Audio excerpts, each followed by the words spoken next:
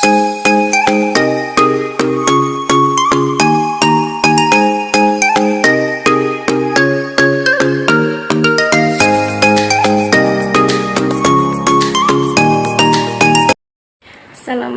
warahmatullahi wabarakatuh. Perkenalkan, nama saya Rizka Amelia, NIM 1042000012. Saya dari kelas 4A, Hukum Ekonomi Syariah. Di sini saya akan menjelaskan tentang informasi. Dalam informasi ini terdapat laporan dan pengaduan. Laporan sebagaimana ketentuan pasal 1 24 KUHP. Laporan adalah pemberitahuan yang disampaikan oleh seorang karena hak atau kewajiban berdasarkan undang-undang kepada pejabat yang berwenang tentang telah atau sedang atau diduga akan terjadinya peristiwa pidana. Pada pasal 1/25 KUHP menyatakan pengaduan adalah pemberitahuan disertai permintaan oleh pihak yang berkepentingan kepada pejabat yang berwenang untuk menindak menurut hukum seorang yang telah melakukan tindak pidana aduan yang merugikan. Dari pengertian di atas tadi dapat dimaknai jika keduanya sama-sama mengandung arti pemberitahuan. Seseorang kepada pejabat yang berwenang menerima laporan dan pengaduannya. Namun, perbedaannya terletak pada jenis hukum material atau jenis kejahatan tindak pidana yang diberitahukan. Pada laporan, pemberitahuan bersifat umum, meliputi seluruh jenis tindak pidana, sedangkan pada pengaduan merupakan pemberitahuan dari seseorang kepada pejabat yang berwenang tentang tindak pidana aduan. Selanjutnya ada dua jenis tindak pidana aduan, yaitu absolut dan relatif. Tindak pidana aduan absolut yaitu sebagaimana yang diatur dalam pasal 284, 287, 293, 310 dan berikutnya, 332, 322 dan 369 KUHP. Tindak pidana aduan relatif ialah delik atau peristiwa pidana yang biasanya bukan merupakan delik aduan, akan tetapi jika dilakukan oleh sanak keluarga yang ditentukan dalam pasal 367 lalu menjadi delik aduan. Delik aduan relatif ini sebagaimana diatur dalam pasal 367, 370, 379, 394, 404, dan 411. Selanjutnya saya akan menjelaskan tentang penyelidikan dan penyidikan. Penyelidik ialah orang yang melakukan penyelidikan. Penyelidikan berarti serangkaian tindakan mencari dan menemukan sesuatu keadaan atau peristiwa yang berhubungan dengan kejahatan dan pelanggaran tindak pidana atau yang diduga sebagai perbuatan tindak pidana. Pencarian dan usaha menemukan peristiwa yang diduga sebagai tindak pidana bermaksud untuk menentukan sikap pejabat penyelidik apakah peristiwa yang ditemukan dapat dilakukan penyidikan atau tidak sesuai dengan cara yang diatur oleh KUHP pasal 1/5. Menurut pasal 1/5 KUHP, yang dimaksud dengan penyelidikan adalah serangkaian tindakan penyelidik untuk mencari dan menemukan suatu peristiwa yang diduga sebagai tindak pidana guna menentukan dapat atau tidaknya dilakukan penyidikan menurut cara yang diatur dalam undang-undang ini. Yang berwenang melakukan penyelidikan adalah menurut KUHP pasal 1/4 yaitu polisi dari pangkat tertinggi hingga terendah. Menurut undang-undang yang lain yaitu jaksa, BPPAM atau pasar modal, Tamtemal atau angkatan laut, dan lain-lain. Selanjutnya, penyidikan berdasarkan pasal 1/2 KUHP adalah suatu tindakan daripada aparat penegak hukum atau penyidik dalam mencari dan menemukan, mengumpulkan alat bukti, serta mencari tahu siapa pelaku tindak pidana yang berwenang melakukan penyidikan. Menurut KUHP pasal 1 butir 1 adalah polisi atau pembantu letnan 2, PNS atau penyidik pegawai negeri sipil. Selanjutnya saya akan menjelaskan tentang upaya paksa yang terdiri dari penangkapan, penahanan, penggeledahan, dan penyitaan.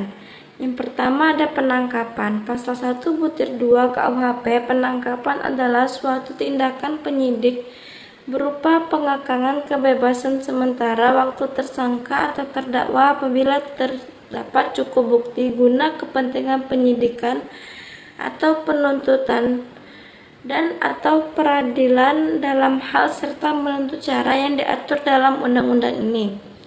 Yang kedua, terdapat ada penahanan. Penahanan ini adalah sebagaimana dijelaskan dalam ketentuan pasal 1 butir 21 KUHP adalah penempatan tersangka atau terdakwa di tempat tertentu oleh penyidik atau penuntut umum atau hakim dengan penetapannya dalam hal serta menuntut cara yang diatur menurut undang-undang ini. Pada prinsipnya penahanan adalah pembatasan kebebasan bergerak seorang yang merupakan pelanggaran terhadap hak asasi manusia yang harus dihormati dan dilindungi oleh negara. Yang ketiga, ada penggeledahan. Penggeledahan adalah tindakan penyidik yang dibenarkan undang-undang untuk memasuki dan melakukan pemeriksaan di rumah tempat kediaman seseorang atau untuk melakukan pemeriksaan terhadap badan dan pakaian seseorang. Bahkan tidak hanya melakukan pemeriksaan, tapi bisa juga sekaligus untuk melakukan penangkapan dan penyitaan. Hal ini sesuai dengan Kitab Undang-Undang Hukum Acara Pidana, Undang-Undang Nomor 8 Tahun 1981, Pasal 32 untuk kepentingan penyidikan. Penyidikan dapat melakukan penggeledahan rumah atau penggeledahan pakaian atau penggeledahan badan menurut tata cara yang ditentukan dalam undang-undang ini. Mengenai penggeledahan, hal ini diatur dalam Undang-Undang Nomor 8 Tahun 1981 pada 32 sampai 37. Dan yang terakhir ada penyitaan. Penyitaan adalah serangkaian tindakan penyidik untuk mengambil alih dan atau menyimpan di bawah penguasaannya badan bergerak atau tidak bergerak, berwujud dan atau tidak berwujud untuk kepentingan penyidikan, penuntutan, dan peradilan. Selanjutnya saya akan menjelaskan tentang hak-hak tersangka dalam KUHP. Hal ini telah ditegaskan dalam pasal 5 KUHP yang berbunyi yang pertama, tersangka berhak segera mendapat pemeriksaan oleh penyidik. Selanjutnya dapat diajukan ke penuntut umum. Kedua, tersangka berhak perkaranya segera dimajukan ke pengadilan oleh penuntut umum. Dan ketiga, terdakwa berhak segera diadili oleh pengadilan. Selanjutnya, bantuan hukum. Bantuan hukum adalah segala bentuk bantuan hukum, baik untuk pemberian nasihat hukum maupun yang berupa menjadi kuasa daripada seseorang yang berperkara yang diberikan kepada orang yang tidak mampu ekonominya sehingga ia tidak dapat membayar biaya kepada seorang pembela atau pengacara. Berdasarkan pendapat Jaksa Agung Republik Indonesia bahwa bantuan hukum adalah pembelaan yang diperoleh seseorang terdakwa dari seorang penasihat hukum sewaktu perkaranya diperiksa dalam pemeriksaan pendahuluan atau dalam proses pemeriksaan perkaranya di muka pengadilan. Selanjutnya saya akan menjelaskan tentang berita acara pemeriksaan. Berita acara pemeriksaan merupakan keterangan yang diberikan oleh terdakwa di luar persidangan. Keterangan tersebut tidak dapat dijadikan alat bukti yang sah, sebab keterangan yang dapat dijadikan sebagai alat bukti yang sah adalah keterangan terdakwa di dalam persidangan, sesuai dengan pasal 184 ayat 1 KUHP. Namun, berdasarkan pasal 189 ayat 2 KUHP, keterangan terdakwa di luar persidangan dapat digunakan untuk membantu menemukan alat bukti.